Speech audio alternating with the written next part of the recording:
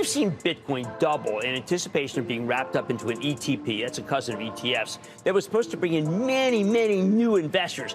Billions upon billions of dollars came in to run ahead of the suckers who would buy the ETP when it was launched. American television personality Jim Cramer gives his final plea for you to sell your Bitcoin, says the ETFs were a failure and you were a sucker if you bought. The launch has been tepid to say the least. In fact, there's been an actual outflow of crypto ETP money for the past few days. And let's get into that. I want to share with you the true numbers. Overall, less than $1 billion of net new money has come in to these new spot Bitcoin ETPs since they started trading 2 weeks ago, when people thought there would be tens of billions of dollars coming in. Update. BlackRock's ETF now holds about $2 billion in Bitcoin. They have been the biggest dip buyers. Fidelity is very close behind. And yes, Grayscale is massively selling. They started out with over $26 billion in Bitcoin. It was already there. And of course, what Jim Cramer won't share with you, some of this has been locked up for years, and many now have to wait 30 days to get back into better Bitcoin ETFs. You have lots of investors that went into the Grayscale Bitcoin Trust at 2%. They bought it at the Bitcoin at 50,000, 60,000, 69,000. And so when the ETF became available and they were able to sell the Grayscale Bitcoin Trust and take a loss for tax purposes, and you guys know this, they have to wait 30 days before they can reload. But it's a great arbitrage for these people. They can go from a 2% trust into a 21 basis point ETF, and they have to wait, and there's a lot of churn. You know, the entire market cap of Bitcoin was $487 billion on June 14th when BlackRock filed for their ETP, and then it rallied to $920 billion right before the spot ETP started trading, as Bitcoiners all over the world ran ahead of all the suckers who were supposed to come in and take them out of the trade. So even though Bitcoin dipped, in total, just about 20%, which has been very normal, a great buy the dip opportunity. Well, now Bitcoin's up huge amount, and the expected boom is a bust. That means Bitcoin speculators are up huge, and the legendary Larry Williams, who predicted the exact top, is now saying that people are getting still one more chance to sell Bitcoin. But then it's all over but the shouting. Man, you know what? You can buy a lot of cashmere sweaters, a whole closet of them with that pricey Bitcoin. But the bottom line, as Wall Street increasingly realizes that it's time to ring the register, ka-ching, ka-ching, I'm begging you to take something off the table if you haven't done so already. Now, over and over again in his career, Jim Cramer has told you to buy when you really should have sold, or told you to sell when you really should have bought. Good chance again to get out of crypto at the beginning of 2023. Bitcoin rose 40%. Netflix is a buy. Netflix went down to drop 57%. This is legitimately called the reverse Cramer effect. And even in the now infamous housing market collapse of 07, 08, when the banks started to go insolvent, like Bear Stearns. I think my sources indicate that Bear is totally solvent, that there's not an issue. My understanding is very firmly that Bear is not in trouble. Even Jon Stewart of The Daily Show confronted him back in the day. How the hell did we end up here, Mr. Cramer? Asked him why. I can't reconcile the brilliance and knowledge that you have of the intricacies of the market with the crazy bull I see you do every night. There's a market for it, and you give it to them, and I think there's a market for cocaine and hookers. Well, and let's not forget, Jim Cramer is a very smart individual. He is not just an American television personality, but a former hedge fund manager who knows how this works. You knew what the banks were doing, and yet we're touting it for months and months. The entire network was.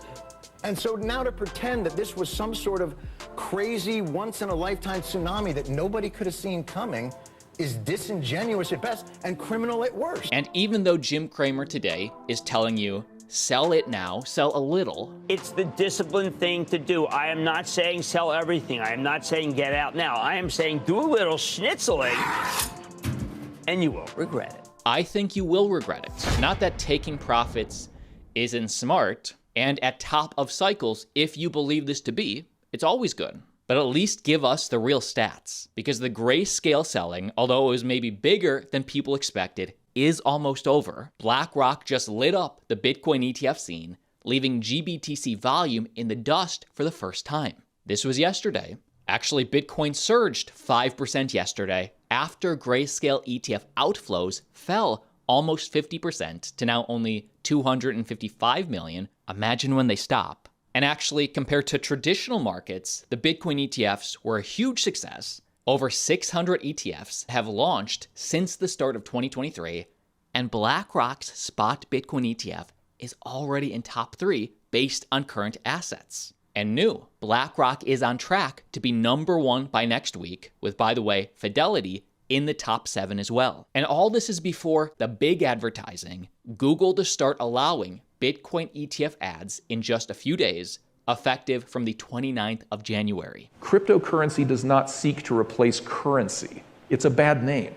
Cryptocurrency seeks to replace banking. And in this 90-second clip, expert Brian Brooks simply explains the real reason why Jamie Dimon hates Bitcoin. The core things that banks have done since the 1300s, those are going to go away, 100%. And let's just be clear what I mean by that. The reason that we even have banks originated in Italy around the year like 1340, all right? And the reason they originated was because of a set of accounting advances that allowed banks to serve as trusted intermediaries between parties that owed each other money. Before that, literally, I would write you a note and I would promise to pay you money and you'd put the note in your pocket and you'd see if anybody else would take the note. You know, that's why we refer to discounting notes. And then banks arose and it was like, you no longer need to do that. We'll take care of it for you, but you're going to have to pay us to do that. That function of needing a trusted intermediary to maintain ledgers of account to figure out, do I owe Brooks money or does Brooks owe me money? It turns out that function no longer has to be done by human beings. The same way we don't need postal clerks anymore. I can send you an email for free and it's instant and that's just the end of the post office. Sorry, but it just is. And of course, banks are not going away. They're now only becoming specialized. What's going to be left for banks is the high value add services, you know, structured finance, investment advisory, you know, all of the things that make a dynamic economy function. We still need people to do that. There's a lot of creativity going on in finance. But the core of banking, the base of the pyramid, the thing that drives most of their revenue, doesn't need to exist. And that's why I say, and I was saying to one of the organizers even before we stood up on this panel, cryptocurrency does not seek to replace currency. It's a bad name. Cryptocurrency seeks to replace banking. This is an ongoing story. Click subscribe to stay informed. Help us get to 1.4 million. And if I can make one recommendation for you, be sure to watch this video, Top 5 Polkadot Parachain Crypto Gems. If you want to learn about newer, lower cap altcoins, this is linked down below. And be sure to catch myself and my brother in our new TV show premiering next month. It's Killer Whales TV. Like a crypto Shark Tank, and you have no idea how this will end. I want to share something about us. Aaron and I, especially growing up, loved Pokemon. Classic card game we all grew up with. I would take my little Charizard, Aaron would take his little Bulbasaur, and I'd beat him every time. One thing that I loved about Pokemon, which obviously was a cultural phenom, was that community. It seems like you're in a very good place, so I don't understand the problem. Like, what is that next step to get you into the mainstream? That was my question. The numbers look great, but how come I've never heard of the game? Like always, see you tomorrow.